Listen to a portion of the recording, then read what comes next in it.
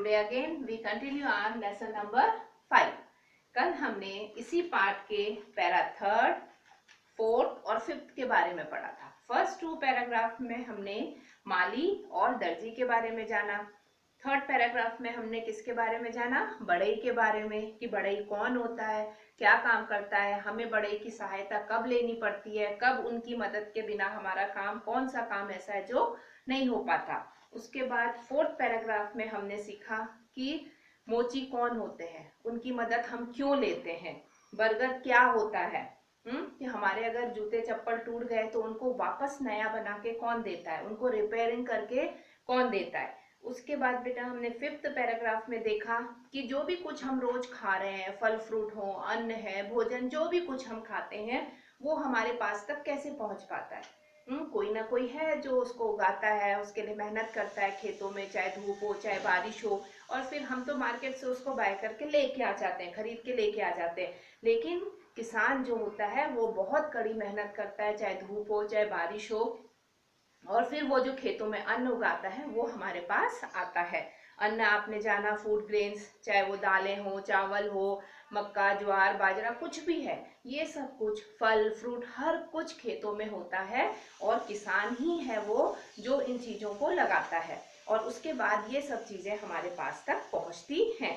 तो ये सब हमने कल समझा, जाना। अब आज हम इसी चैप्टर का लास्ट पैरा पढ़ेंगे कि ये क्या है, इसमें किसके बारे में बताया जा रहा है। जिस तरह आपने हर पैराग्राफ में अलग अलग लोगों के बारे में जाना कि हमें इन लोगों की मदद किसी न किसी रूप में लेनी पड़ती है।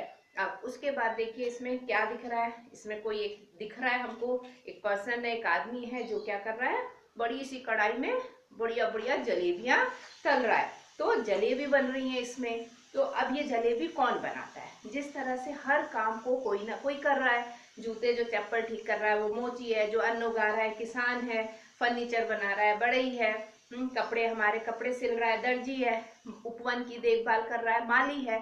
इसी तरह से जो ये मिठाइयाँ बना रहा है, जो मिठाई बनाता है उसको क्या बोलते हैं हम? हलवाई। क्या बोलते हैं उसको? हलवाई। तो इसमें हम हलवाई के बारे में पढ़ेंगे। अब देखिए हमारे हलवाई का क्या नाम है, हर एक का कोई ना कोई नाम आया कविता में, केवल किसान का कोई नाम नहीं था, उनके लिए सिर्फ किसान लिखा गया था। लेकिन यहाँ पर जो मिठाइयाँ बना रहे हैं वो कौन है? हलवाई चंदू जी। हलवाई का क्या नाम है? चंदू जी।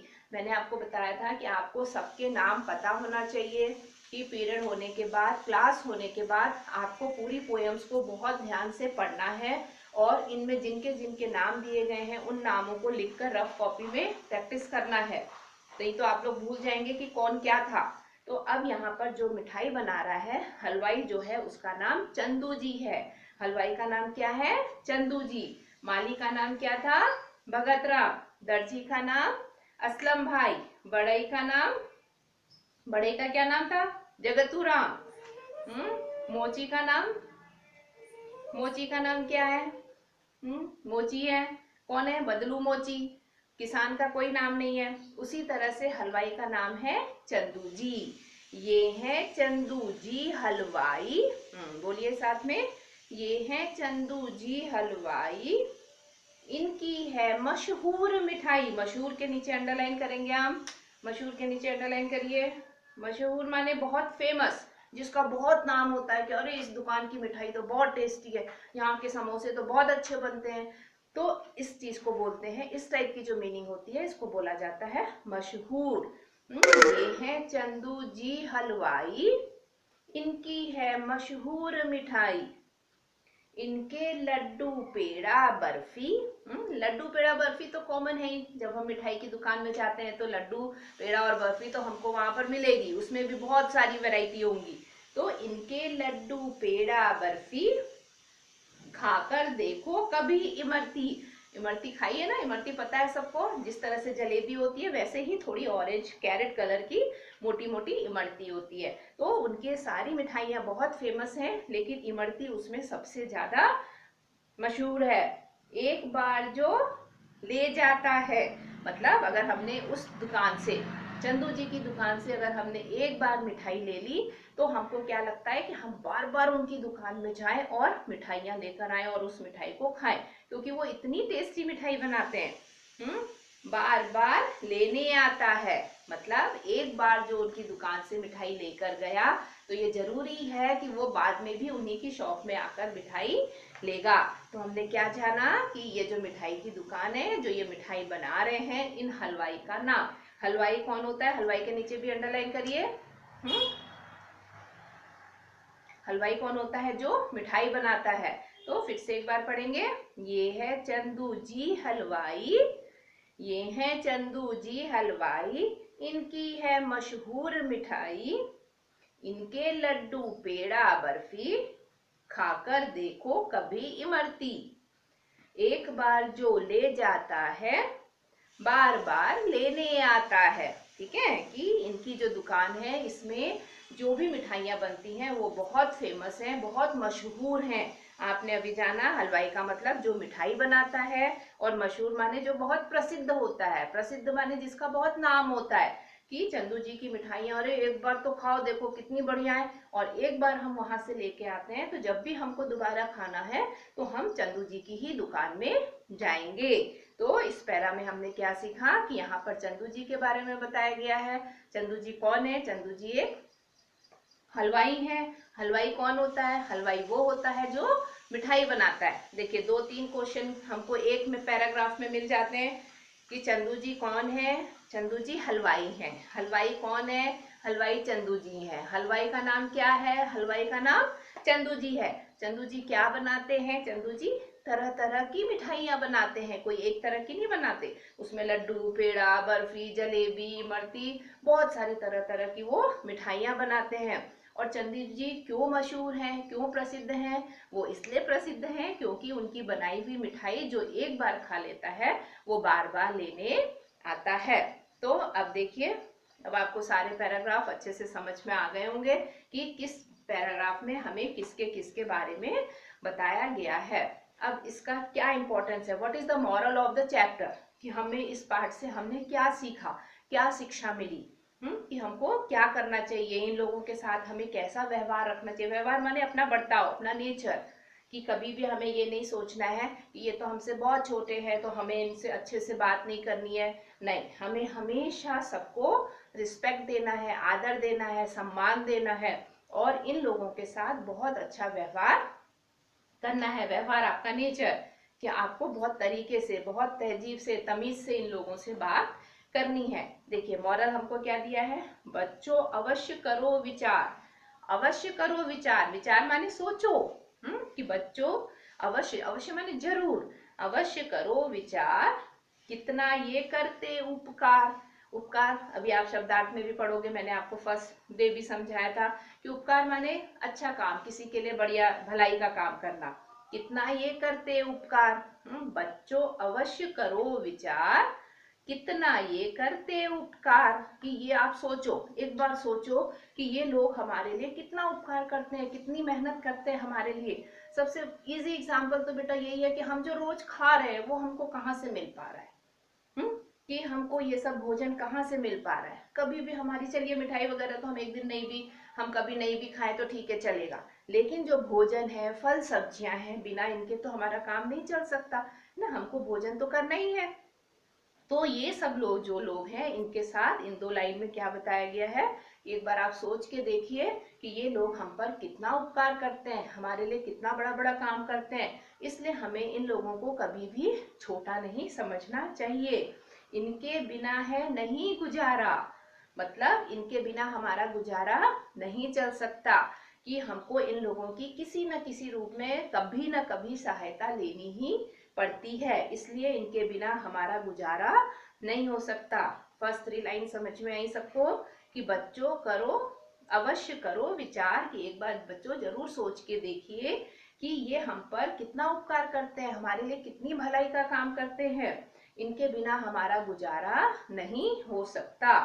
बच्चों ये है फर्ज तुम्हारा। फर्ज माने हमारी रिस्पॉन्सिबिलिटी, हमारा कर्तव्य बनता है। कि हमारा क्या कर्तव्य बनता है, करो सदा तुम इनसे प्यार। हमेशा आपको क्या करना है, इनसे प्यार करना है। मतलब वही बात जो मैंने अभी आपको बताई कि हमेशा हमें इन लोगों को रिस्पेक्ट देना है, इनसे प्यार करना है, कभी भी इनसे गलत तरीके से बात नहीं करनी है, चाहे वो कोई भी हो।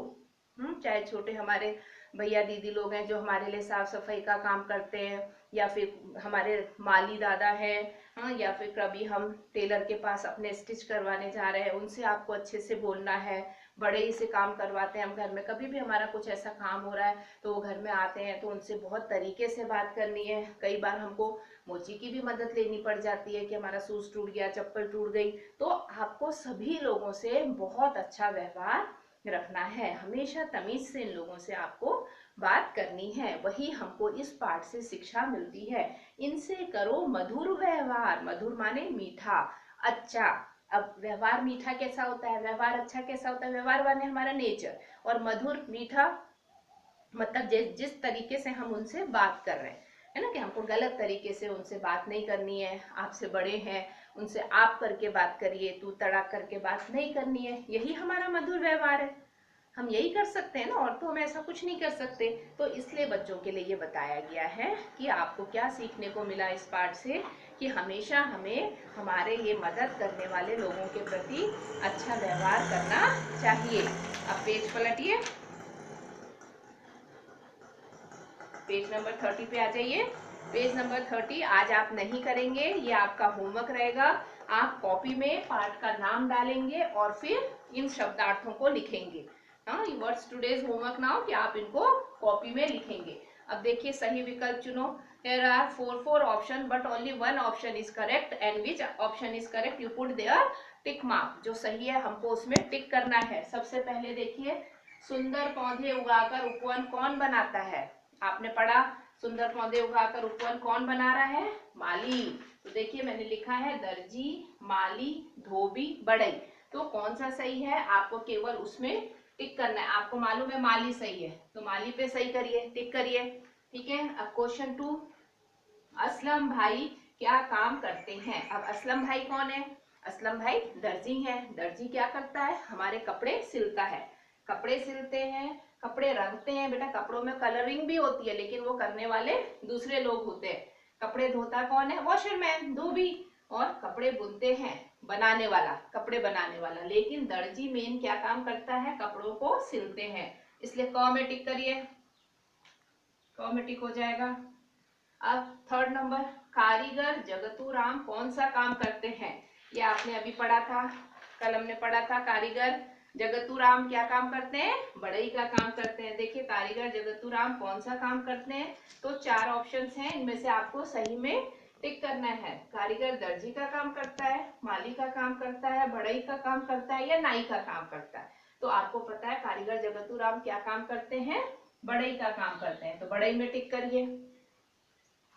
इसी तरह से हमारे 4, 5 और 6, 4, 5 और 6 ऑप्शंस भी हैं। ये देखिए 4 में क्या लिखा है, बरगद के नीचे कौन बैठा है। आपको पता है बरगद के नीचे कौन बैठा है, बदलू मोची। तो ये बदलू मोची में टिक करिए। उसके बाद 5th नंबर में, 5th नंबर पे क्या है, मोची का क्या काम होता है। 5th नंबर हमसे पूछा गया है मोची का क्या काम है, तो मोची का काम जूते चप्पल रिपेयर करने का। तो जूते चप्पल क में टिक करिए। 4th में घ, 5th में क। अब 6th में मिठाई कौन बनाता है, या चंदू जी क्या बनाने का काम करते हैं। आपका क्वेश्चन है, आपको पता है कि चंदू जी कौन है, हलवाई है। तो हलवाई क्या करता है, ख वाले में टिक करिए। ख में हलवाई क्या करता है, मिठाई बनाने का काम करता है। तो इस तरह से बेटा जो 4 में से जो सही है आपको वही वाला क्या करना है, ऑप्शन टिक करना है। ठीक है, आप पोयम को ध्यान से पढ़ेंगे तो आपको पता ही है, 2 दिन से हम बहुत अच्छे से इसको पढ़ चुके हैं, समझ चुके हैं। आपको आज फिर आपका होमवर्क है कि आप इसको अब पूरी पोयम को, आज हमारी पूरी पोयम कंप्लीट हो गई। लेसन 5 की जितनी कविता थी आज हमने कंप्लीट कर लिया। इसको लयबद्ध वाचन करेंगे आप लोग और अच्छे से इसको समझेंगे एक बार फिर से कि किस पैराग्राफ में किसके बारे में हमें बताया गया है। ठीक है, आज आपका, और आपको ये जो करेक्ट ऑप्शन है इनको भी एक बार रीड करना है बहुत ध्यान से। इसमें चारों ऑप्शन है आपको पता है, लेकिन कोई एक ही आंसर सही है तो उसमें टिक करना है हमको। जो आंसर टिक सही है उसको टिक करेंगे और आज आप लोग शब्दार्थ कॉपी में लिखेंगे। ठीक है, okay, thank you, have a nice day.